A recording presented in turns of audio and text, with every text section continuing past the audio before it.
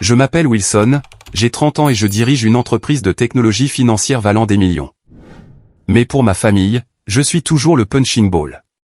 Thanksgiving chez mes parents a pris une tournure humiliante lorsque mon père, Richard, m'a enregistré en train de mettre la table, publiant la vidéo avec la légende « Regardez cet échec ». Il a toujours été un serviteur. Mes frères et sœurs ont ri pendant que j'étais là, brisé par une autre trahison. Je suis parti en colère. Mais ce qui m'a fait basculer, c'est le texto de ma sœur Heather le lendemain matin, demandant à retirer $3000 de mon compte. C'est à ce moment-là que 28 ans de rage réprimée ont finalement explosé. Avant que je ne vous raconte comment ce drame familial s'est déroulé, laissez un commentaire pour me dire d'où vous regardez et abonnez-vous si vous avez déjà dû couper les ponts avec des personnes toxiques de votre vie. Cette histoire pourrait bien vous donner le courage de fixer vos propres limites. Ayant grandi dans notre quartier de banlieue de la classe moyenne supérieure du Connecticut, notre famille semblait parfaite de l'extérieur. La grande maison coloniale de 4 chambres avec des pelouses manucurées, les photos de cartes de Noël annuelles avec des pulls assortis, le poste respecté de mon père Richard en tant que propriétaire d'une entreprise de construction régionale. Tout cela crée l'illusion du rêve américain. Mais derrière les portes closes, notre famille fonctionnait selon une hiérarchie stricte, avec mon père comme autorité incontestée et moi perpétuellement au bas de l'échelle. Richard Martin n'était pas physiquement violent, ce qui est peut-être la raison pour laquelle sa manipulation émotionnelle est restée incontestée pendant des décennies.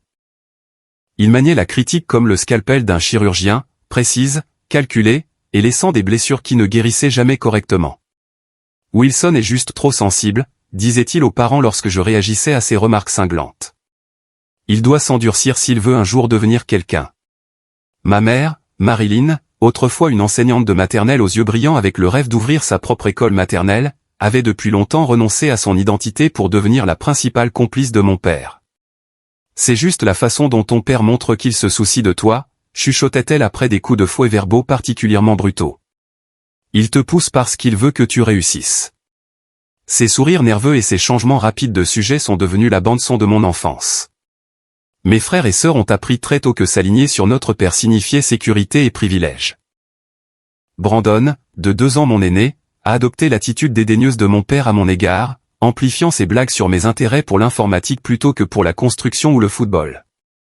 La déception de la famille, m'appelait-il, toujours en veillant à le faire lorsque notre père était à portée de voix pour gagner son rire approbateur. Heather, de 3 ans ma cadette, a maîtrisé l'art de jouer sur les 2 tableaux. En face de moi, elle exprimait parfois de la sympathie, mais dès que notre père entrait dans la pièce, elle se transformait en sa parfaite alliée.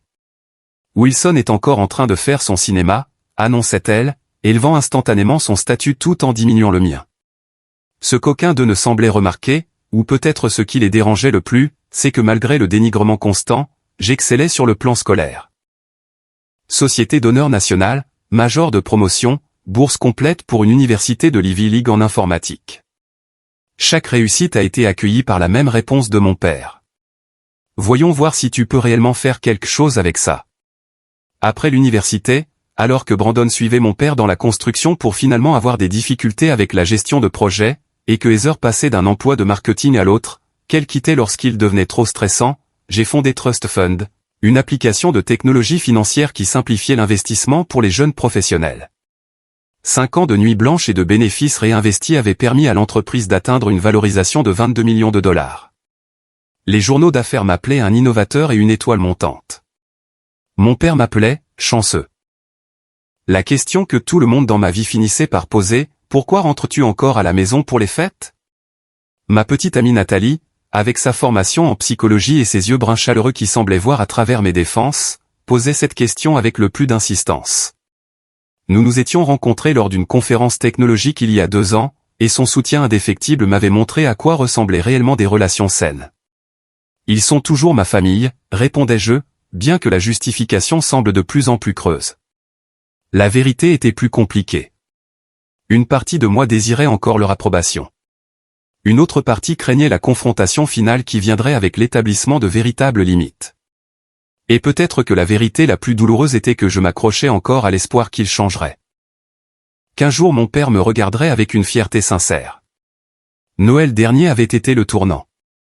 Après que mon père ait passé tout le dîner à détailler comment Brandon avait, vraiment pris les choses en main, dans l'entreprise de construction, malgré que l'entreprise perde de l'argent pour la 3e année consécutive, il s'est tourné vers moi avec un sourire narquois. Dommage que la petite application de Wilson ne crée aucun emploi réel pour de vrais Américains. Cette nuit-là, je me suis promis que ce serait la dernière année à endurer un tel traitement. Nathalie m'a serré dans ses bras alors que je verbalisais enfin ce que je savais depuis des années. Je mérite mieux que ça. Grâce à des mois de séances avec le docteur Andrew, ma thérapeute, j'avais commencé à comprendre les schémas toxiques et à me préparer à fixer des limites. Vous ne pouvez pas contrôler leurs réactions, m'a-t-elle prévenu. Mais vous pouvez contrôler votre engagement. À l'approche de Thanksgiving, je me sentais prêt à établir une nouvelle normalité, une où je n'accepterais plus le manque de respect, même sous l'emballage de taquinerie familiale. Je ne savais pas à quel point les choses allaient changer radicalement. Le matin de Thanksgiving s'est levé avec une clarté inhabituelle pour la fin novembre. L'air vif et la lumière dorée du soleil semblaient de bon augure alors que je conduisais sur la route familière menant à la maison de style colonial de mes parents dans le comté de Fairfield. Nathalie avait proposé de m'accompagner, mais j'ai décidé d'affronter ma famille seule cette fois. Appelle-moi si ça devient trop intense, m'a-t-elle fait promettre en m'embrassant au revoir. Je suis arrivé avec une bouteille de Cabernet Cher et une tarte au pacane maison, la recette de la famille de Nathalie. Un sentiment d'optimisme m'a porté alors que je tournais dans l'allée. Aujourd'hui serait différent. Aujourd'hui, je maintiendrai mes limites tout en étant présent. Le docteur Andrew avait pratiqué des scénarios avec moi, comment répondre aux commentaires passifs-agressifs, quand se désengager des provocations, des moyens de soutenir ma mère sans cautionner le système dysfonctionnel. Ma tante Patricia m'a accueilli avec un câlin sincère. Wilson, tu as l'air en pleine forme. Je viens de lire un article sur ton entreprise dans Business Weekly. Son mari, oncle Gérald, m'a serré fermement la main. Fier de toi, mon garçon. J'ai toujours su que tu l'avais en toi. Leur chaleur a fourni un tampon momentané alors que j'entrais dans le salon. La maison sentait la dinde rôtie et la cannelle. La table de la salle à manger présentait déjà la porcelaine et les verres en cristal de famille de ma mère. Le match de football hurlait depuis la télévision de 70 pouces où Brandon, mon père et 2 de ses frères avaient établi leur territoire, bière à la main. Wilson est là, a appelé ma mère nerveusement depuis l'embrasure de la cuisine, s'essuyant les mains sur son tablier. Mon père a à peine levé les yeux, offrant un signe de tête sec avant de retourner son attention sur le match. Besoin d'aide, maman, ai-je demandé en déposant mes contributions sur le comptoir. Ses yeux se sont illuminés de soulagement. Pourrais-tu mettre la table? Heather devait le faire, mais elle est à l'étage pour un appel professionnel. J'ai remarqué la tension dans son expression. Le dîner pour 14 invités la submergeait clairement. Pas de problème, ai-je dit, sincèrement heureux d'aider. Pendant les 20 minutes suivantes, j'ai disposé les couverts selon ses instructions méticuleuses. Il y avait quelque chose de méditatif à aligner parfaitement chaque fourchette et couteau, à plier les serviettes en éventail et à placer les marque-places exactement là où les relations seraient les moins tendues. Un art que ma mère avait perfectionné au fil des décennies de réunions de famille. Je n'ai pas remarqué mon père entrer dans la salle à manger, son téléphone levé, jusqu'à ce que j'entende son chuchotement de scène exagérée. Regardez ça. 30 ans et c'est encore tout ce qu'il sait faire. En levant les yeux, je me suis figé en réalisant qu'il me filmait. Quelque chose dans l'humiliation calculée de son expression rendait cela différent de ses commentaires habituels. Papa, allez, dis-je doucement, essayant de rester civil. J'aide juste maman. C'est Wilson, a-t-il narré à la caméra de son téléphone, sa voix prenant le ton moqueur que je connaissais trop bien. Éducation à Harvard et il est toujours plus utile pour mettre la table. Certaines choses ne changent jamais. Le téléphone a suivi mes mouvements alors que je continuais à disposer l'argenterie, mes mains maintenant légèrement tremblantes. Brandon est apparu dans l'embrasure de la porte, attiré par la performance de notre père. Tu t'entraînes pour ta vraie vocation, frérot, a ricané Brandon, jouant pour l'unique public de notre père. Je n'ai rien dit, me concentrant sur la fin de la tâche, refusant de donner la réaction qu'il voulait. Ma mère est apparue brièvement dans l'embrasure de la porte, a vu la scène et a disparu dans la cuisine sans intervenir. Qu'en pensez-vous? Devrions-nous montrer à tout le monde ce que le grand PDG de la tech fait vraiment lors des réunions de famille? La voix de mon père avait ce tranchant dangereux qui précédait toujours son pire comportement. Avant que je puisse répondre, il s'est détourné, ses pouces se déplaçant rapidement sur l'écran de son téléphone. La prise de conscience de ce qu'il faisait m'a frappé juste au moment où Heather est entrée dans la pièce, son propre téléphone à la main, un sourire narquois se formant. « Oh mon Dieu, papa vient de poster cette vidéo de toi sur Facebook », a-t-elle annoncé avec une joie non dissimulée, avec la légende « Regardez cet échec. Il a toujours été un serviteur. » C'est hilarant. La salle à manger a semblé basculer légèrement. 13 couverts parfaitement disposés sur du lin blanc impeccable, des verres en cristal captant le soleil de l'après-midi et ma famille tournant comme des vautours au-dessus de la carcasse de ma dignité. « Laisse-moi voir ça », dis-je, ma voix anormalement calme. Heather a tourné son écran vers moi, montrant la publication de mon père qui accumulait déjà des réactions de rire et des commentaires comme « Certaines choses ne changent jamais » et « Toujours l'intrus ». La légende a brûlé ma rétine. Regardez cet échec. Il a toujours été un serviteur. 28 ans de moments similaires se sont abattus sur moi comme une vague. La foire scientifique de l'école primaire où mon père avait bruyamment commenté que ma maquette du système solaire était manifestement faite à la dernière minute, malgré les semaines que j'y avais passées. La remise des diplômes du lycée où il avait dit aux parents que j'étais probablement entré à Harvard grâce à une initiative de diversité. Le lancement de mon entreprise, qu'il avait rejeté comme « jouer avec des ordinateurs ». Supprime-la, dis-je, ma voix stable mais inconnue même à moi-même. « Oh, détends-toi », a répondu mon père en entrant de nouveau dans la pièce. Tout le monde sait que c'est juste une blague. N'est-ce pas, Marilyn, a-t-il appelé vers la cuisine. Ma mère est apparue, l'anxiété gravée sur ses traits. Richard, peut-être que tu devrais. Tu vois? Même ta mère pense que tu surréagis. Il l'a coupé, bien qu'elle n'ait rien suggéré de tel. Brandon m'a tapé sur l'épaule avec une fausse camaraderie. Tu ne supportes pas une petite taquinerie familiale, Harvard? Le téléphone de Heather a sonné à plusieurs reprises avec des notifications. Le poste fait le buzz, a-t-elle annoncé avec un plaisir apparent. Même tante Jennifer de Floride a commenté. C'est à ce moment-là que j'ai remarqué oncle Gérald dans l'embrasure de la porte, son expression assombrie par une désapprobation non dirigée vers moi, mais vers mon père. Tante Patricia se tenait derrière lui, chuchotant quelque chose qui l'a fait hocher la tête gravement. J'ai soigneusement posé la dernière serviette que je tenais sur la table, je l'ai redressée avec précision et j'ai regardé directement mon père. Ou quoi, a-t-il défié, une bière à la main. Les commentateurs de la télévision fournissaient une toile de fond incongrue et joyeuse à la confrontation. Richard a de nouveau essayé ma mère. Le dîner est presque prêt. Ne. Le garçon a besoin d'apprendre à encaisser une blague, Marilyn. C'est pour ça qu'il ne peut pas gérer le vrai monde des affaires. L'ironie de cette déclaration venant d'un homme dont l'entreprise de construction était en faillite alors que ma petite application venait de sécuriser un autre tour de financement de capital risque le mois dernier aurait pu être amusante dans un autre contexte. J'ai dit, supprime-la, ai-je répété, ma voix baissant dangereusement.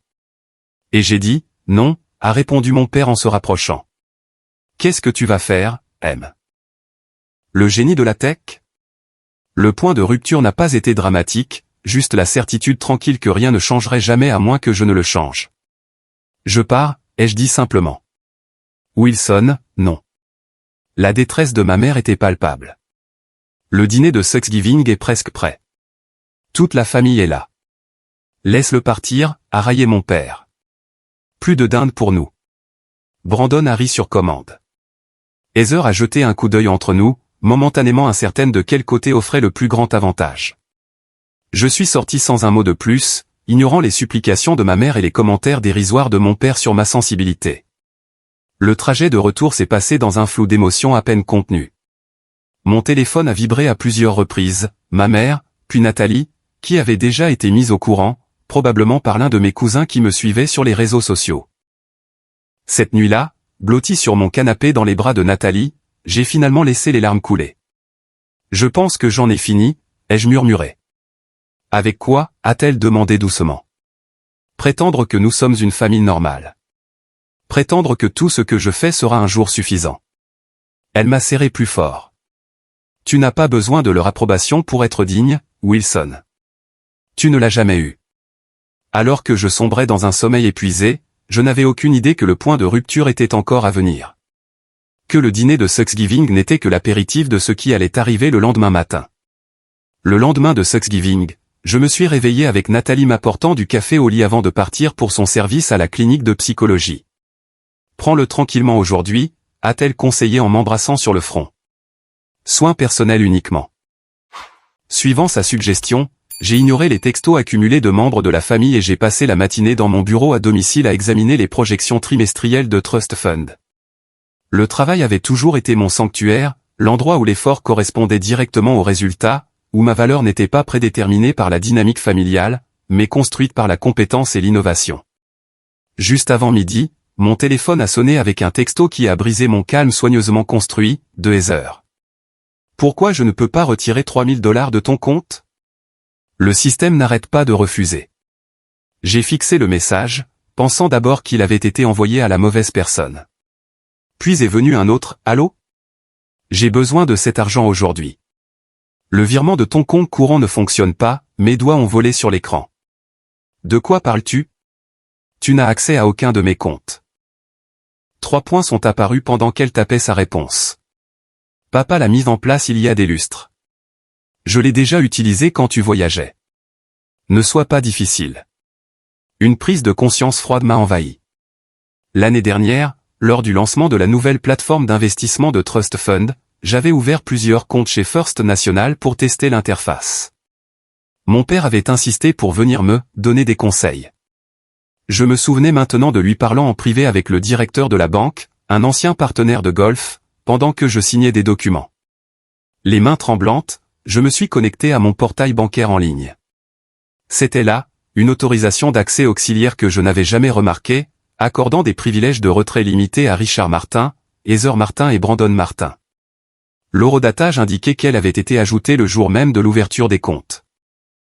Des fluctuations inexpliquées précédentes dans ce compte courant particulier prenaient soudainement tout leur sens. De petits retraits que j'avais attribués à des abonnements ou des frais oubliés étaient en fait ma famille se servant de mon argent. Un appel à la banque a confirmé mes soupçons. Oui, monsieur Martin. Ces autorisations ont été ajoutées à la création du compte. Votre père a présenté un formulaire d'autorisation signé.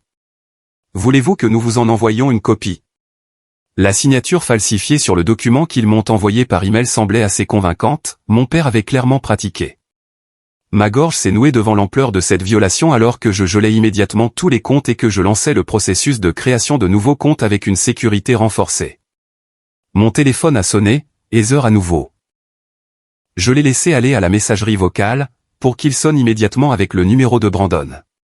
C'est quoi ce bordel, Wilson, a-t-il exigé quand j'ai finalement répondu. Heather a besoin de cet argent pour le paiement de sa voiture. En quoi est-ce mon problème, ai-je demandé, ma voix étrangement calme. Parce que tu es de la famille et que tu en as plus qu'assez, a-t-il balbutié. Ce ne sont que $3000. Tu gagnes probablement ça en 1 heure avec tes saletés de tech. As-tu pris de l'argent aussi, ai-je demandé directement. Son hésitation m'a tout dit. Écoute, parfois papa transfère un peu pour m'aider entre les projets. Ce n'est pas grave. C'est du vol, Brandon. Faux et usage de faux, et vol. Ne sois pas si dramatique. Papa a dit que tu ne le remarquerais même jamais, et tu ne l'as manifestement pas fait jusqu'à maintenant. L'aveu désinvolte m'a stupéfié. Depuis combien de temps ça dure? La voix de Brandon a pris son ton condescendant familier. Quelle importance? Tu as des millions. On parle juste de famille qui est de la famille. Avant que je puisse répondre, j'ai entendu la voix de mon père en arrière-plan. C'est lui? Laisse-moi lui parler. Mon père n'a pas pris la peine de saluer. Wilson, arrange ce que tu as fait au compte. Heather a besoin de cet argent aujourd'hui. Vous avez falsifié ma signature et vous me volez, ai-je déclaré platement. N'utilise pas des mots comme voler ou pour parler de famille qui est de la famille, a-t-il répliqué, reprenant la phrase de Brandon.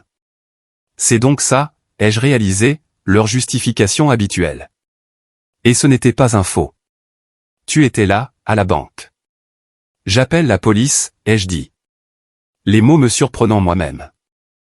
Ne sois pas ridicule, a raillé mon père, bien que j'ai décelé la première note d'incertitude dans sa voix. Tu mettrais toute la famille dans l'embarras pour un malentendu. C'est exactement pour ça que tu as toujours été le problème, enfant. Aucun sens de la loyauté. La loyauté? Le mot a déclenché quelque chose de primal en moi. Tu m'as publiquement humilié hier, tu me voles depuis plus d'1 an, et maintenant tu me fais la leçon sur la loyauté? Cette vidéo était une blague. Tout le monde a bien ri.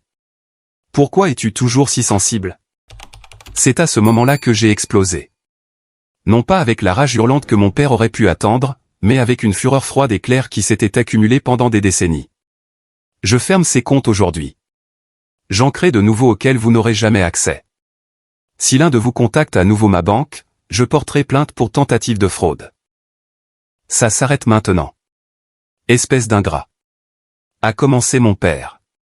Mais je l'ai coupé. J'ai gagné tout ce que j'ai malgré toi, pas grâce à toi. Le seul échec dans cette famille, c'est ton incapacité à voir la valeur de quiconque, à moins qu'il ne te renvoie ta propre gloire. J'ai raccroché avant qu'il ne puisse répondre. Mon cœur battait si violemment que je pouvais sentir mon pouls au bout de mes doigts. En quelques instants, mon téléphone a explosé de textos et d'appels, mon père, Brandon, Heather, même ma mère, tous exigeant des explications ou tentant de minimiser ce qui s'était passé. Au milieu de ce chaos numérique, j'ai appelé les deux personnes qui, je le savais, m'apporteraient de la clarté. D'abord, Marcus, mon meilleur ami depuis l'université et la seule personne, à part Nathalie, qui comprenait vraiment ma dynamique familiale. Ils ont fait quoi? S'est exclamé Marcus quand j'ai expliqué. Wilson, c'est carrément criminel. Tu dois le signaler. Je sais, ai-je dit. Mais ils sont toujours ma famille. La famille ne te vole pas pour ensuite te faire croire que c'est de ta faute, a-t-il répliqué. Qu'a dit Nathalie? Je ne lui ai pas encore dit. Elle est avec des patients jusqu'à 18h. Appelle ton avocat, a conseillé Marcus. Au minimum, fais tout documenter pendant que les preuves sont fraîches. Mon appel suivant a été pour Trevor, mon associé et directeur financier de Trust Fund. Nous devons revoir tous les comptes de l'entreprise immédiatement, lui ai-je dit, et mettre en œuvre les protocoles de sécurité renforcés dont nous avons discuté le trimestre dernier. Trevor, toujours efficace, n'a posé aucune question personnelle. Je commence tout de suite.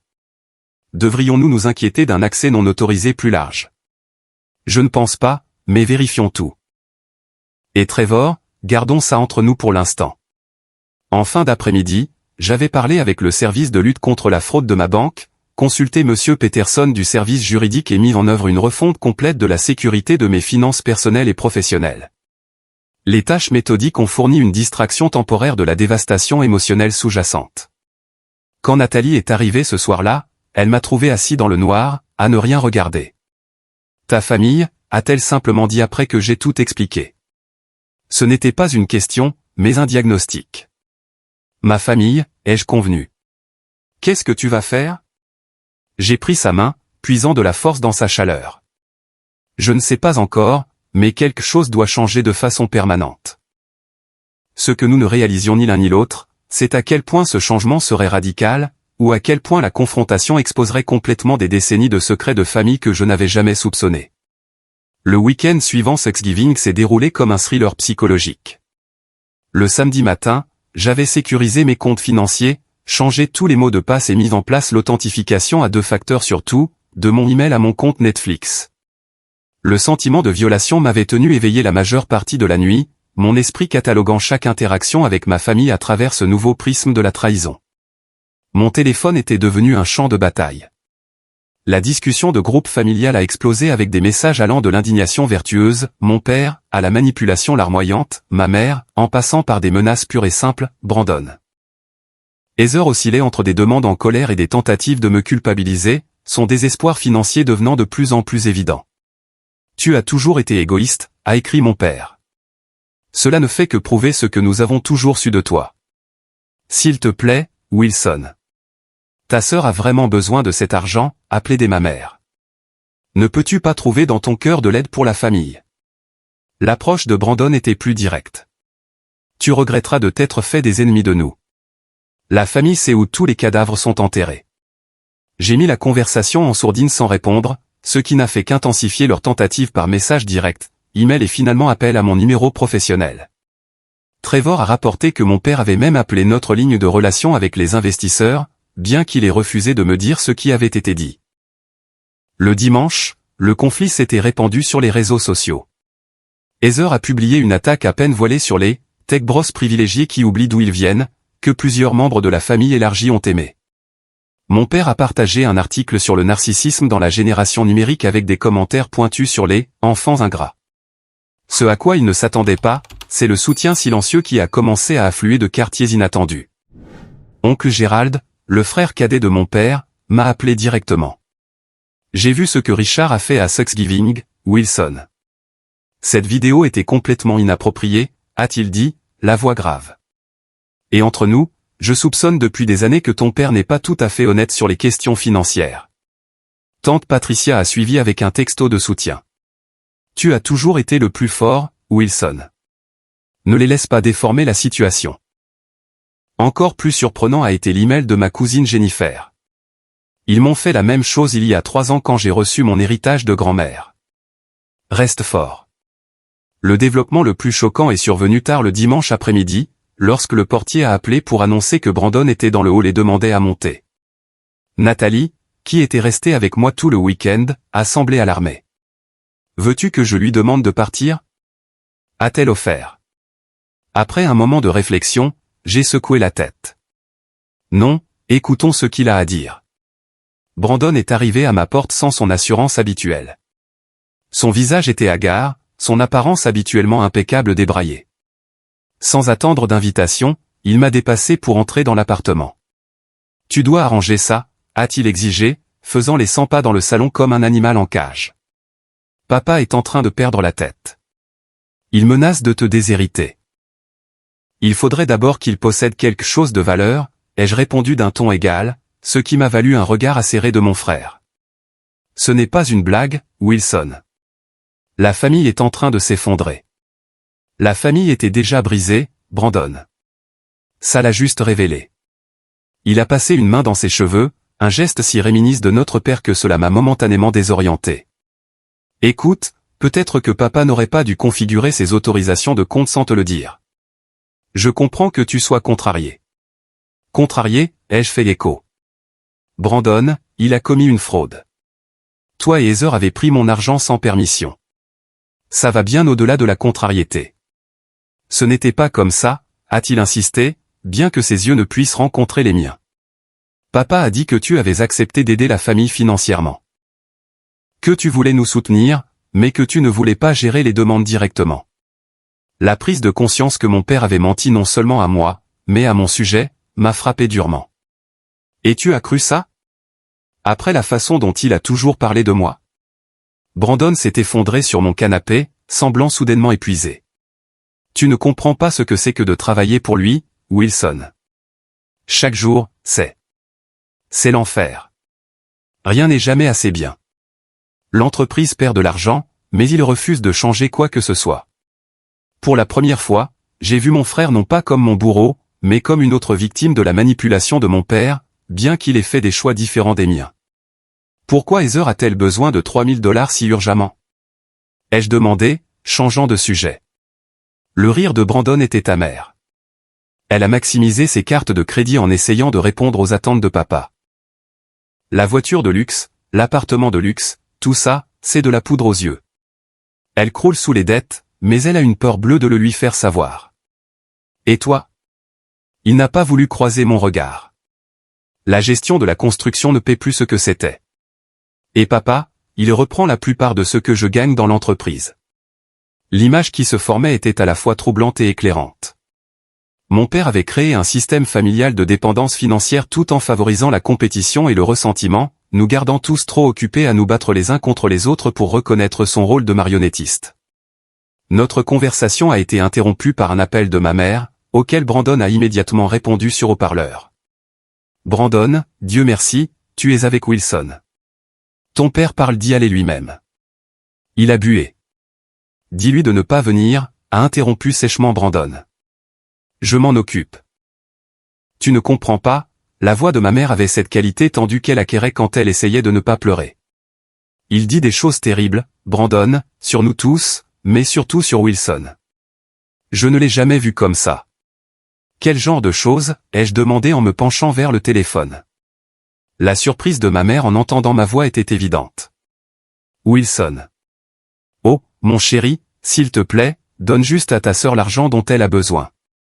Ton père dit qu'il qu'il révélera des choses sur ton passé que tu ne voudrais pas rendre publiques. Quelque chose à propos d'un problème à l'université. Je ne sais pas ce qu'il veut dire, mais il appelle des gens. La glace s'est formée dans mes veines. Mon père menaçait de fabriquer des histoires qui pourraient nuire à ma réputation et, par extension, à mon entreprise. La cruauté désinvolte de la chose, la volonté de potentiellement détruire ce que j'avais construit simplement pour maintenir le contrôle, m'a laissé sans voix. Brandon a mis fin à l'appel en assurant qu'il arrangerait les choses, puis s'est tourné vers moi avec une expression que je ne pouvais pas tout à fait lire. De quoi parle-t-il, Wilson? Qu'est-ce qui s'est passé à l'université? Rien ne s'est passé, ai-je dit fermement. Mais la vérité n'a jamais été une exigence pour les récits de papa, n'est-ce pas? Le reste de la soirée s'est passé en discussions intenses. Brandon a révélé plus de choses sur la réalité financière de notre famille que je ne l'avais jamais su, comment l'entreprise de construction de notre père était en difficulté depuis des années, comment il avait réhypothéqué la maison familiale 2 fois, à quel point le style de vie qu'il présentait était financé par la dette et, apparemment, en puisant dans mes comptes. Je ne donnerai pas les $3000 à Heather, ai-je finalement dit alors que Brandon se préparait à partir. Non pas parce que je ne veux pas l'aider, mais parce que cela ne l'aiderait pas vraiment. Cela ne ferait que perpétuer le cycle. Alors tu ferais mieux de te préparer à une guerre nucléaire, a prévenu Brandon. Papa ne laissera pas tomber. Après son départ, Nathalie m'a serré dans ses bras en silence pendant un long moment. Je suis fier de toi, a-t-elle finalement murmuré. Ça n'a pas dû être facile. Ce n'est pas fini, ai-je répondu en regardant mon téléphone alors que les notifications continuaient de s'accumuler. Je pense que ça ne fait que commencer. J'avais raison. Le lundi matin a apporté un email de Trevor marqué « Urgent ». Appelle-moi immédiatement. Ton père a contacté 3 de nos principaux investisseurs au cours du week-end. La crise familiale s'était officiellement étendue à ma vie professionnelle, menaçant tout ce que j'avais construit. Toute hésitation restante que je pouvais avoir à prendre des mesures définitives s'est évaporée à ce moment-là. Il ne s'agissait plus seulement de me défendre. Il s'agissait de protéger mon entreprise, mes employés et mon avenir du chaos de mon passé. Le lundi soir a apporté la confrontation que j'avais à la fois redoutée et anticipée. Ma mère a appelé, sa voix portant cette tension particulière qui indiquait que mon père écoutait à proximité. Nous devons avoir une réunion de famille, Wilson, ce soir. Tout le monde sera à la maison à 19h. Je ne viendrai pas, ai-je répondu simplement. S'il te plaît, a-t-elle murmuré, et je pouvais entendre la peur sous sa supplication. Ton père dit que si tu ne viens pas, il prendra des mesures. Quel genre de mesures, maman? Des mesures légales, à propos de l'argent qu'il dit que tu dois à la famille. L'absurdité aurait pu être risible si elle n'était pas si douloureuse. Je ne dois rien à la famille. C'est lui qui a commis une fraude. Wilson, s'il te plaît. Sa voix a baissé encore plus. J'ai peur de ce qui se passera si tu ne viens pas, ces mots, la première reconnaissance qu'elle ait jamais faite de sa peur de mon père, ont brisé ma résolution. Très bien, mais j'amène Nathalie. Ton père dit que c'est une affaire de famille seulement. Alors je ne viendrai pas. Une conversation étouffée de son côté. Puis, d'accord, 19h. Nathalie a insisté pour conduire, évaluant correctement que mon état émotionnel faisait de moi un conducteur dangereux. Souviens-toi de ce que le docteur Andrew a dit, m'a-t-elle rappelé alors que nous approchions de la maison de mon enfance. Tu peux partir à tout moment. Tu ne leur dois pas une audience. La scène qui nous a accueillis était clairement orchestrée pour une pression maximale. Non seulement ma famille immédiate, mais aussi tante Patricia et oncle Gérald, 2 cousins, et même l'associé de mon père, Harold, étaient disposés dans le salon comme des jurés à un procès. Les yeux rougis et les mouvements nerveux de ma mère m'ont dit qu'elle avait pleuré récemment. Wilson a reconnu froidement mon père depuis sa position dans son fauteuil en cuir, le trône de la famille. Et son ami. Fiancé, ai-je corrigé automatiquement, bien que Nathalie et moi ne soyons pas officiellement fiancés.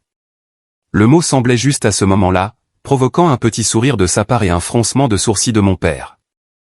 Asseyez-vous, a-t-il commandé. Quand nous sommes restés debout, son visage s'est assombri.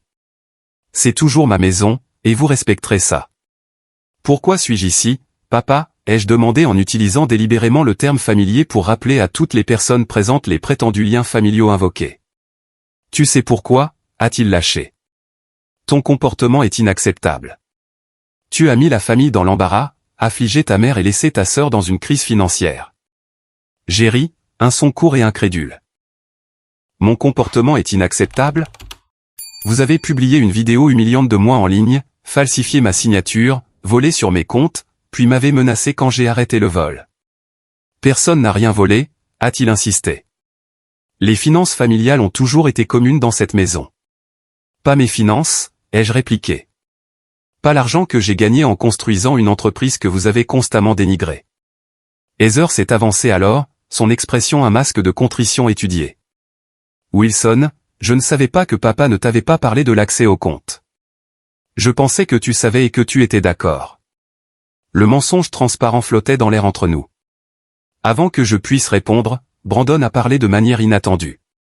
Ce n'est pas vrai, Heather, a-t-il dit doucement. Papa nous a dit à tous les deux que Wilson ne remarquerait pas les retraits. Il a dit que Wilson avait tellement d'argent qu'il ne vérifierait même jamais ses comptes.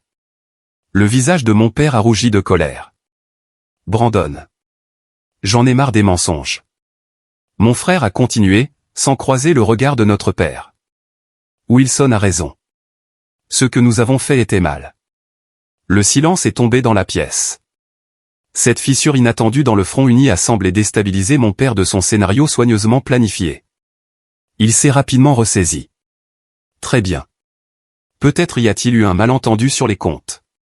Cela n'excuse pas le refus de Wilson d'aider la famille dans le besoin. Ma mère est intervenue, sa voix suppliante.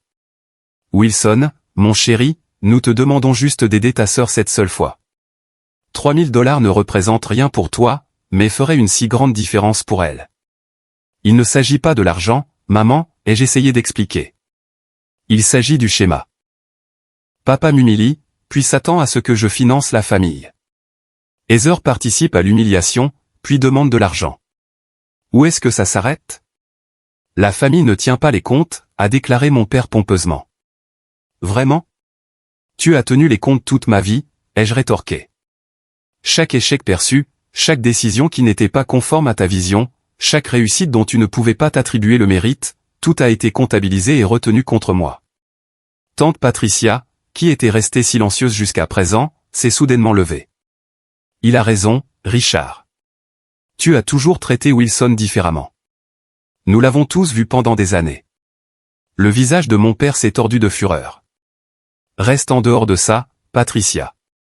Ça ne te concerne pas, ça nous concerne tous quand tu rassembles la famille pour tendre une embuscade à ton fils, a-t-elle répondu d'un ton égal. Surtout quand tu as trompé tout le monde sur ta situation financière. La température de la pièce a semblé chuter de 10 degrés. L'associé de mon père, Harold, s'est agité inconfortablement sur son siège. De quoi parle-t-elle, Richard, a demandé ma mère, la voix faible. Mon père l'a ignoré, concentrant sa rage sur moi. C'est ton œuvre, n'est-ce pas? Monter ma propre famille contre moi avec tes mensonges. Je n'ai rien dit, ai-je répondu honnêtement. Mais peut-être qu'il est temps que quelqu'un le fasse. Oncle Gérald s'est levé pour rejoindre sa femme. L'entreprise de construction est presque en faillite, Marilyn. Richard a emprunté sur la maison pour la maintenir à flot. C'est pourquoi il est si désespéré d'avoir accès à l'argent de Wilson. Le visage de ma mère a perdu toute couleur. Richard, est-ce vrai? Tu as dit que les affaires avaient juste un revers temporaire. 3 hypothèques, ce n'est pas temporaire, a poursuivi Gérald d'un air sombre. Et d'après ce que je comprends, il y a aussi des problèmes fiscaux. Mon père s'est levé d'un bond. Ça suffit. Sortez tous de ma maison, tout de suite. Ce n'est pas seulement ta maison, a dit ma mère, sa voix plus forte que je ne l'avais entendue depuis des années. Et je pense que j'ai le droit de savoir si nous sommes sur le point de la perdre. La façade s'effritait rapidement maintenant. Harold, l'air profondément mal à l'aise, s'est levé pour partir. Je pense que c'est une affaire de famille privée. Richard, nous discuterons de la situation au bureau demain. Il n'y a rien à discuter, a insisté mon père, bien que le ton désespéré de sa voix le trahisse. Tout est sous contrôle. Alors qu'Harold partait, les membres de la famille restants se sont regardés avec une nouvelle prise de conscience. Le récit soigneusement construit du succès et de l'harmonie de la famille Martin gisait en ruine autour de nous. Heather a rompu le silence, sa voix faible. Papa, tu avais promis que les $3000 seraient mon dernier prêt. Tu as dit que l'entreprise se redressait. Elle le fera, a-t-il insisté, une fois que Wilson cessera d'être égoïste et investira dans l'entreprise familiale comme il aurait dû le faire il y a des années. Et voilà, le véritable but de cette réunion de famille. Pas la réconciliation, mais une tentative de dernière minute pour accéder à mes ressources. La prise de conscience a cristallisé quelque chose en moi. Je ne vous donnerai pas d'argent, ai-je dit, m'adressant à toute la salle. Pas $3000, pas $30 000, pas 3 millions. Ni maintenant, ni jamais. Après tout ce que nous avons fait pour toi, a explosé mon père. Nous t'avons élevé, éduqué. J'ai obtenu une bourse complète pour le lycée et l'université, ai-je interrompu. J'ai construit mon entreprise sans un sou de votre part. La seule chose que vous m'ayez jamais donnée, c'est la critique et la violence psychologique. La violence, a-t-il raillé. Maintenant, tu parles comme un de ces milléniaux fragiles qui ont besoin d'espace sûr. Richard, a prévenu ma mère, son expression se durcissant. J'ai pris la main de Nathalie, puisant de la force dans sa présence.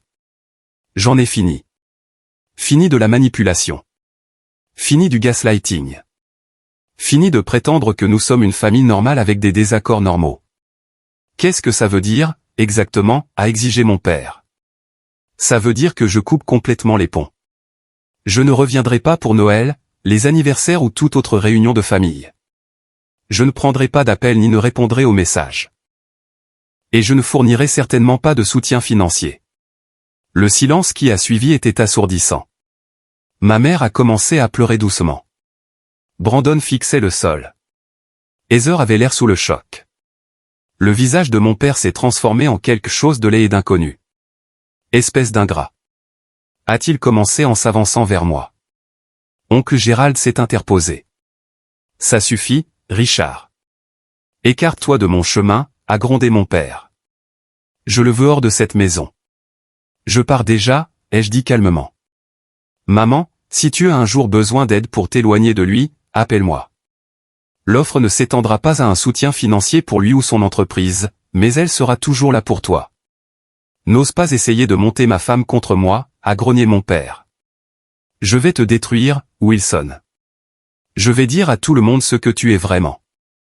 Et que suis-je, papa, ai-je demandé doucement. Un imposteur, un lâche, un échec qui se cache derrière du code informatique parce que tu n'as jamais pu t'en sortir dans le monde réel. Les mots auraient dû me blesser, mais d'une manière ou d'une autre, ils ne l'ont pas fait. Il sonnait mesquin et petit, venant d'un homme dont la vie s'effondrait autour de lui. Au revoir, papa, ai-je simplement dit en me tournant pour partir avec Nathalie. Si tu sors par cette porte, ne pense jamais à revenir, a-t-il crié après nous. Je me suis arrêté sur le seuil, regardant en arrière le tableau de ma famille brisée. C'est le plan. Alors que nous nous éloignions, Nathalie me jetait des regards inquiets. Tu vas bien? À ma grande surprise, j'ai réalisé que oui. Je pense que je vais mieux que je ne l'ai été depuis des années.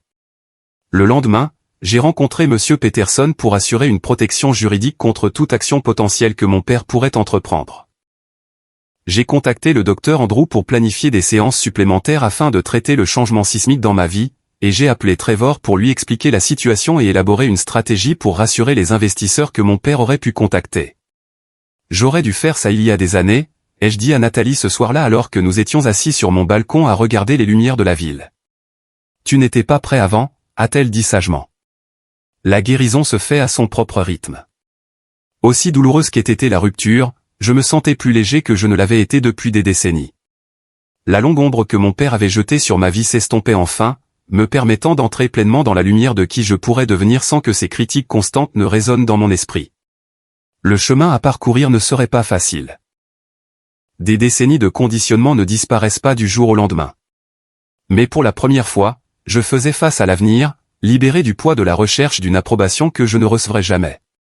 3 semaines après la réunion de famille explosive, j'étais plongé dans la planification de fin d'année avec Trevor lorsque mon assistante m'a interrompu avec un message inattendu. Harold Lancaster est ici pour vous voir. Sans rendez-vous. L'associé de mon père était la dernière personne que je m'attendais à voir dans mon bureau du centre-ville. Faites-le entrer, ai-je dit, la curiosité l'emportant sur la prudence. Harold est entré, l'air considérablement moins soigné que d'habitude. Le dirigeant de la construction confiant avait été remplacé par un homme qui semblait ne pas avoir dormi correctement depuis des jours. Wilson, a-t-il commencé maladroitement. Merci de me recevoir. Que puis-je faire pour vous, Harold? J'ai gardé un ton neutre, lui faisant signe de s'asseoir en face de mon bureau. Il a décliné le siège, préférant faire les 100 pas près de la fenêtre surplombant la ville. C'est difficile. Je connais votre père depuis 27 ans. Nous avons démarré l'entreprise ensemble, bien qu'il ait racheté ma participation il y a 15 ans. Je me souviens, ai-je dit, bien que le rachat soit une nouvelle pour moi. Je suis resté directeur des opérations par loyauté, mais les choses se sont considérablement détériorées ces dernières années. Il s'est tourné pour me faire face directement. Votre père a pris des décisions discutables. Cela semble être sa spécialité, ai-je répondu sèchement. Je ne parle pas de questions personnelles, a précisé Harold. Je parle de pratiques commerciales qui pourraient potentiellement franchir les limites de la légalité. Mon attention a été immédiatement engagée. Quel genre de pratique? Harold a hésité, le conflit évident dans son expression. Substitution de matériaux sur des contrats gouvernementaux, travailleurs non déclarés, comptabilité irrégulière qui suggère une possible créativité fiscale. Vous dites que mon père commet une fraude?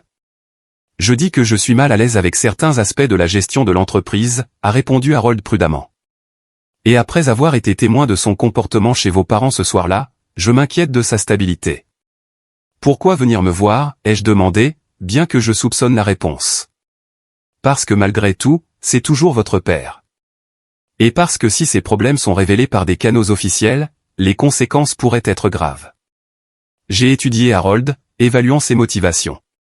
Vous me demandez de l'aider à couvrir ça? Non, a-t-il dit fermement. Je vous donne l'opportunité de régler ça en famille avant que ça ne devienne potentiellement une affaire criminelle. L'ironie était presque douloureuse. Après une vie à être traité d'échec par mon père, on me demandait maintenant de le sauver de ses propres échecs. J'apprécie que vous soyez venu me voir, ai-je finalement dit. Mais je pense que vous devriez avoir cette conversation avec mon père, pas avec moi. J'ai essayé, a admis Harold. Il refuse de reconnaître qu'il y a un problème.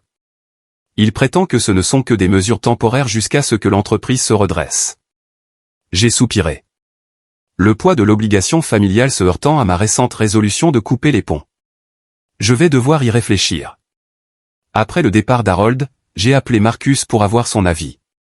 Que ferais-tu si tu découvrais que ton père, avec qui tu es en froid, pourrait commettre une fraude commerciale? Théoriquement. Marcus a réfléchi. J'obtiendrai une documentation très claire pour me protéger de tout retour de bâton, puis je ferai un signalement anonyme aux autorités compétentes. Et si c'était ton père? Même réponse. Famille ne signifie pas cautionner un comportement criminel. Ce soir-là, Nathalie et moi avons discuté de la situation au dîner. Tu ne lui dois aucune protection, m'a-t-elle rappelé. Mais quoi que tu décides, assure-toi que c'est pour les bonnes raisons. Pas la vengeance, pas l'obligation, mais ce qui correspond à tes valeurs. Le lendemain matin a apporté une autre visite inattendue. Heather. La voix de mon assistante était surprise en annonçant l'arrivée de ma sœur. Contrairement à Harold, Heather avait meilleure mine qu'à la confrontation familiale. Ses vêtements de marque avaient disparu, remplacés par un simple jean et un pull. Son maquillage était minimal, et pour la première fois depuis des années, elle ressemblait à la sœur dont je me souvenais de l'enfance, avant que l'influence de notre père ne la façonne complètement.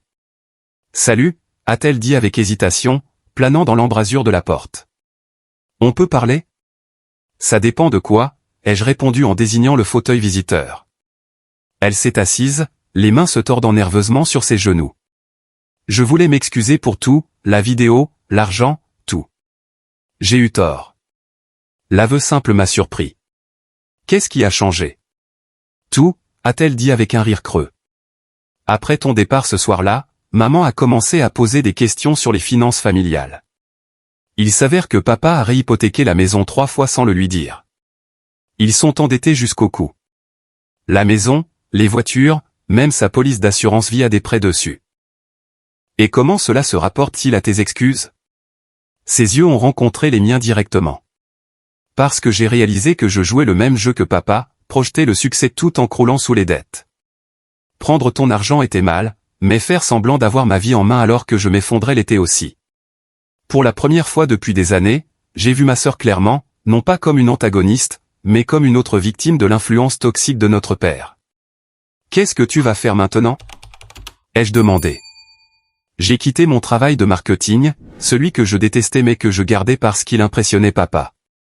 Je déménage dans un appartement moins cher le mois prochain et je vois un thérapeute. Elle a fait un sourire autodépréciatif. Il s'avère que j'ai un comportement de recherche d'approbation découlant d'une manipulation émotionnelle paternelle. Ça te dit quelque chose ? Malgré tout, je me suis surpris à sourire. Vaguement. Je ne m'attends pas à ce que tu me pardonnes, a-t-elle poursuivi. Mais je voulais que tu saches que je le vois maintenant. Ce que papa nous a fait à tous, comment il nous a montés les uns contre les autres.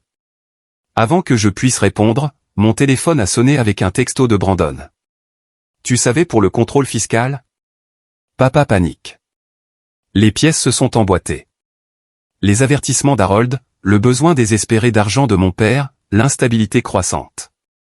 Ce n'était pas seulement de mauvaises décisions commerciales, mais un risque juridique potentiel. Heather, que sais-tu des pratiques commerciales de papa ? Son expression s'est assombrie. Pas les détails, mais je l'ai entendu se disputer avec Harold la semaine dernière à propos de la documentation et de la certification des matériaux. Papa a dit qu'il a fait ce qu'il devait faire pour maintenir l'entreprise à flot. Je lui ai montré la carte de visite d'Harold. Il est venu te voir aussi ? Non, a-t-elle dit, l'air confus. Pourquoi aurait-il fait ça ? L'approche sélective a confirmé mes soupçons, Harold se souciait principalement de se protéger, et non d'un noble désir d'aider mon père. Au cours des jours suivants, la situation s'est accélérée. Ma mère a appelé, l'air épuisé. Ton père ne dort plus. Le fisc a demandé des documents supplémentaires pour les 3 dernières années d'imposition. Il ne veut pas me dire ce qui se passe, mais je l'ai trouvé en train de déchiqueter des papiers à 3 heures du matin. Brandon a envoyé un texto disant que notre père avait demandé à l'ajouter temporairement comme signataire sur tous ses comptes, une demande que Brandon avait sagement refusée après nos récentes expériences. Puis est venu l'appel que j'attendais à moitié. Mon père lui-même, sa voix manquant de sa suffisance habituelle. Wilson. Pas de salutation, pas de préambule. Je dois te parler en personne. À propos de quoi ? D'affaires. D'affaires privées. S'agit-il du contrôle fiscal ou des pratiques contractuelles douteuses ? Son inspiration brusque a confirmé les deux. À qui as-tu parlé ? Quelle importance ? La vérité semble se frayer un chemin de toute façon. J'ai besoin de ton aide, a-t-il admis, les mots lui causant manifestement une douleur physique. Juste une aide temporaire pour traverser cette situation. Quel genre d'aide ? Financière et peut-être stratégique. La demande flottait entre nous. L'homme qui avait passé des décennies à me rabaisser me demandait maintenant mon expertise et mon argent pour le sauver de ses propres actions. Non, ai-je dit simplement. Non. Juste comme ça ? Après tout ce que j'ai fait pour toi. C'est exactement pour ça, papa. Après tout ce que tu m'as fait, et apparemment à tes partenaires commerciaux, à tes clients et au gouvernement fédéral, je ne m'impliquerai pas, tu laisserais ton propre père faire face à des accusations criminelles potentielles ? Sa voix s'est élevée avec une indignation familière. Quel genre de fils es-tu ? Le genre qui a appris en te regardant que les actions ont des conséquences. Je dirai à tout le monde que c'était ton idée, a-t-il menacé désespérément. Que tu m'as conseillé sur la stratégie fiscale. Personne ne croirait ça, ai-je répondu calmement. Surtout que j'ai des enregistrements de nos conversations sur mon entreprise, où tu as à plusieurs reprises rejeté mes jeux d'ordinateur comme n'étant pas du vrai travail. Le silence qui a suivi m'a dit qu'il recalibrait, cherchant un autre angle d'attaque ou de manipulation. Ta mère souffrira si ça tourne mal, a-t-il finalement essayé. J'ai déjà parlé avec elle, ai-je répliqué. Elle sait qu'elle a un endroit où rester si nécessaire, et je l'ai mise en contact avec un conseiller financier distinct. Sa dernière supplique m'a surpris par sa franchise brute. Je ne sais pas comment arranger ça, Wilson. Un instant, j'ai entrevu l'homme effrayé derrière la façade intimidante. Quelqu'un qui avait passé des décennies à construire un château de cartes qui s'effondrait maintenant. Alors tu devrais engager un avocat spécialisé en droit fiscal, ai-je conseillé, sans méchanceté, et arrêter de détruire des preuves. Ça ne fait qu'empirer les choses. C'est donc ça. Pas d'aide de ma réussite de la Silicon Valley? Le sarcasme familier, même dans son moment de vulnérabilité, a confirmé que j'avais pris la bonne décision. C'est ça, papa. Bonne chance. Dans les semaines qui ont suivi, j'ai maintenu mes limites tout en surveillant la situation à distance. Je n'ai pas signalé mon père aux autorités, non par loyauté familiale, mais parce que ses actions étaient déjà sous surveillance, rendant mon implication inutile. Au lieu de cela, je me suis concentré sur la reconstruction de liens avec les membres de ma famille qui démontraient un désir sincère de relations plus saines. Ma mère a commencé des séances de thérapie hebdomadaires et a consulté un avocat spécialisé en divorce, bien qu'elle n'ait pas encore décidé si elle allait de l'avant.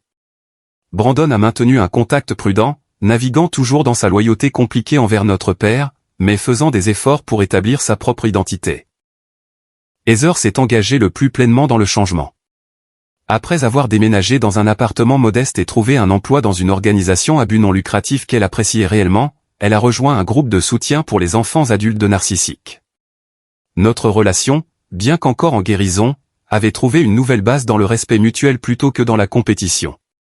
Lorsque les médias économiques ont finalement rapporté que Martin Construction faisait l'objet d'une enquête pour irrégularité contractuelle et possible divergence fiscale, j'ai refusé toutes les demandes de commentaires. Mon père avait créé cette situation par ses propres choix. Il en subirait les conséquences sans mon intervention.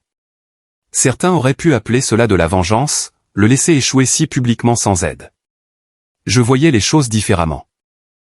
Pour la première fois, mon père expérimentait la vie sans le filet de sécurité de la manipulation et du contrôle, faisant face aux résultats naturels de ses actions plutôt que de rejeter la faute sur les autres. Le véritable tournant n'a pas été sa chute, mais ma libération du besoin de son approbation ou de sa punition. L'empire qu'il avait construit par l'intimidation et les raccourcis s'effritait. Mais je ne regardais pas avec satisfaction ou jubilation. Je vivais simplement ma propre vie, concentré sur la construction de quelque chose de sincère et de durable. « Est-ce qu'il te manque parfois ?» a demandé Nathalie un soir alors que nous planifions des vacances, notre premier Thanksgiving loin ensemble. Les fêtes de famille, je veux dire. Ce qu'elles auraient pu être me manque, ai-je admis. Mais pas ce qu'elles étaient réellement. Elle a souri, comprenant exactement ce que je voulais dire. Alors créons de nouvelles traditions qui vaudront la peine d'être manquées si nous devons un jour les sauter. Alors que l'année tirait à sa fin, les ennuis juridiques de mon père continuaient de s'accumuler. Mais ils ne définissaient plus mes journées ni ne perturbaient ma paix. J'avais découvert que la réponse la plus puissante à sa vie de contrôle n'était ni la confrontation ni la vengeance. C'était de créer une vie si pleine et authentique que son influence devenait sans importance. Un an après l'incident de la vidéo de Thanksgiving, je me tenais dans la cuisine de notre nouveau chalet au bord du lac, regardant Nathalie arranger des fleurs sur la table de la salle à manger, pendant que Marcus et sa femme Rachel se disputaient de bonne humeur sur la bonne façon de découper une dinde. Par la fenêtre, je pouvais voir Trevor et son mari David jouer à la balle avec leur Golden Retriever au bord de l'eau. La scène rayonnait de chaleur, de rire et d'une connexion sincère.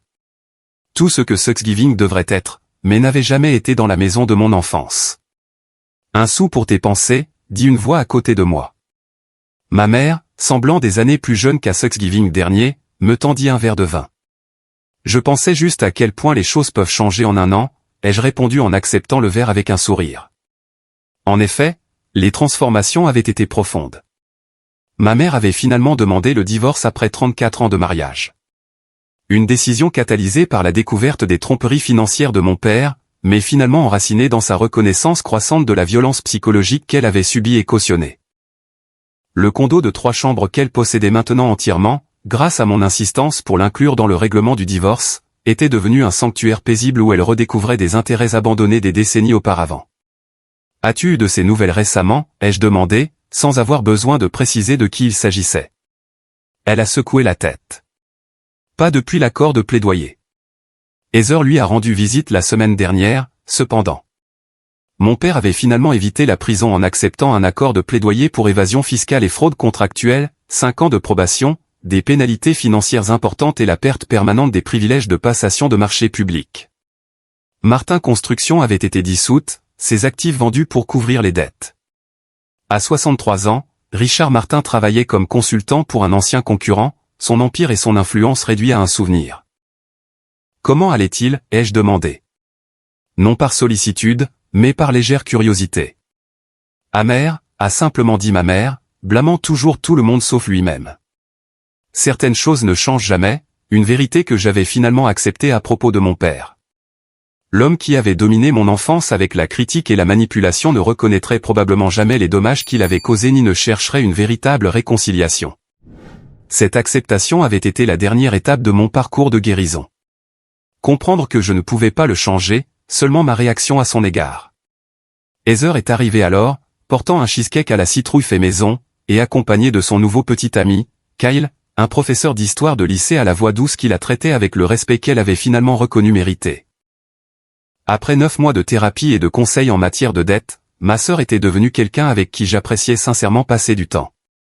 Réfléchie, consciente d'elle-même et capable de l'authenticité émotionnelle que notre père avait toujours découragée. Brandon envoie ses regrets, m'a-t-elle dit en posant son dessert. Il essaie toujours de comprendre où il se situe par rapport à tout ça. Notre frère restait le membre de la famille le plus déchiré par des loyautés conflictuelles. Bien qu'il ait maintenu un contact limité avec moi et renoué avec notre mère, il travaillait toujours aux côtés de notre père dans le cabinet de conseil, piégé dans des schémas de recherche d'approbation qu'il ne recevrait jamais pleinement. Son parcours serait le sien, à son propre rythme. Alors que nous nous rassemblions autour de la table, famille de sang et de choix mêlés, j'ai ressenti une profonde gratitude pour le douloureux réveil qui avait mené à ce moment.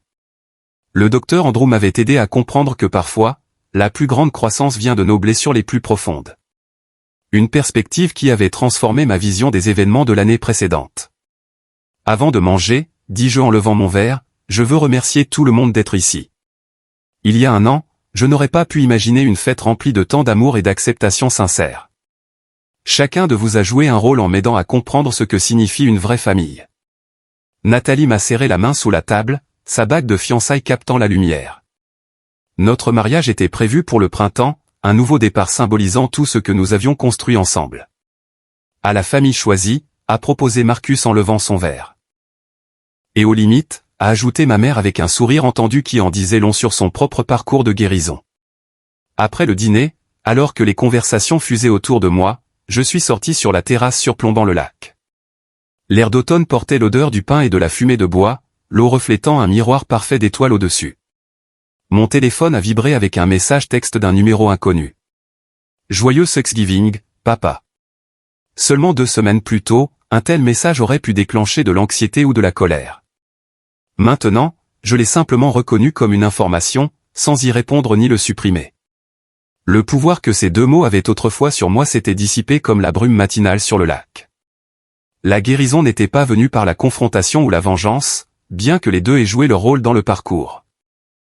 Elle était venue en construisant quelque chose de nouveau, des relations basées sur le respect mutuel, un succès professionnel enraciné dans l'innovation plutôt que dans la recherche d'approbation, et surtout, une boussole interne qui ne vacillait plus avec les opinions de mon père. J'avais appris que se défendre n'est pas un seul moment dramatique, mais une pratique quotidienne de petits choix. Que l'héritage familial n'est pas seulement ce dont nous héritons, mais ce que nous choisissons de transmettre. Que le pardon ne nécessite pas la réconciliation. Parfois, il signifie simplement abandonner l'attente que le passé aurait pu être différent. La fondation que j'avais créée pour soutenir les jeunes entrepreneurs issus de milieux familiaux difficiles était devenue ma façon de transformer la douleur en un but. Chaque trimestre, nous financions 10 startups prometteuses tout en fournissant un mentorat et des ressources psychologiques pour aider ces jeunes innovateurs à naviguer le succès sans le bagage qui avait failli me faire dérailler. Nathalie m'a rejoint sur la terrasse, enroulant ses bras autour de ma taille par derrière. Tout le monde te réclame. C'est l'heure du dessert. Je prenais juste l'air, ai-je dit en me retournant pour l'embrasser correctement. Tout va bien?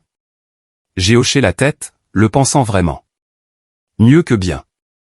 Je pensais juste que parfois, les choses qui nous blessent le plus nous mènent exactement là où nous devons être. Philosophe Wilson, a-t-elle taquiné doucement.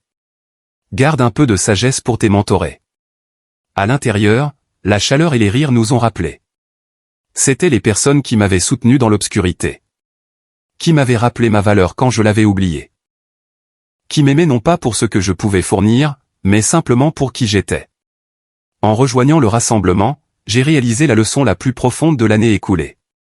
La vraie force ne se trouve pas dans la domination des autres ou dans la construction de façades de succès. Elle se trouve dans le courage d'être authentique, de fixer des limites et de créer des liens basés sur le respect mutuel plutôt que sur l'obligation ou la peur. La table familiale que j'avais autrefois redoutée avait été remplacée par une table où toutes les personnes présentes choisissaient d'être là, où les désaccords étaient gérés avec respect plutôt qu'avec manipulation, où la vulnérabilité était accueillie avec soutien plutôt qu'avec exploitation. Ce n'était pas parfait.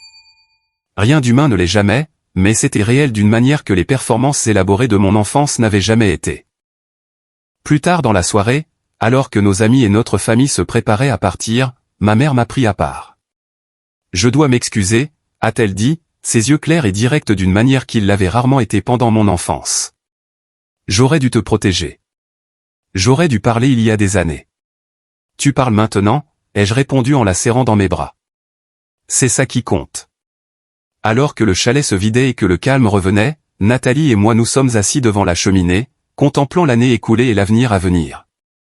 Penses-tu que tu te réconcilieras un jour complètement avec ton père, a-t-elle demandé pensivement. Je ne sais pas, ai-je répondu honnêtement. Mais je me suis réconcilié avec sa place dans mon histoire. Il m'a façonné, mais il ne me définit pas. Et ça suffit. Dans les flammes dansantes, je pouvais voir le reflet du parcours, d'un enfant désespéré d'approbation à un homme à l'aise avec sa propre valeur. La vidéo qui avait déclenché cette transformation avait été supprimée de Facebook depuis longtemps, mais son cadeau demeurait, le catalyseur pour briser des cycles de toxicité qui auraient pu autrement se poursuivre pendant une autre génération. Si vous êtes resté avec moi à travers cette histoire, j'espère que vous y avez trouvé quelque chose d'utile pour votre propre parcours. Peut-être la reconnaissance de schémas dans vos relations, la permission de fixer des limites avec la famille, ou simplement l'assurance que la guérison est possible même des blessures les plus profondes. La dynamique familiale nous façonne, mais elle ne doit pas nous emprisonner. La table à laquelle vous êtes né n'est pas nécessairement la table où vous appartenez. Avez-vous déjà dû faire des choix difficiles concernant les relations familiales? Partagez votre expérience dans les commentaires ci-dessous. Votre histoire pourrait être exactement ce que quelqu'un d'autre a besoin d'entendre aujourd'hui. Et si cela a résonné en vous, veuillez appuyer sur le bouton d'abonnement et aimer cette vidéo afin que d'autres personnes cherchant des conseils similaires puissent la trouver aussi. Rappelez-vous, parfois la chose la plus courageuse que nous puissions faire est de créer une nouvelle définition de la famille, une construite sur le respect, l'authenticité et l'amour inconditionnel. Merci de faire partie de cette communauté et je vous souhaite du courage sur votre propre chemin de guérison.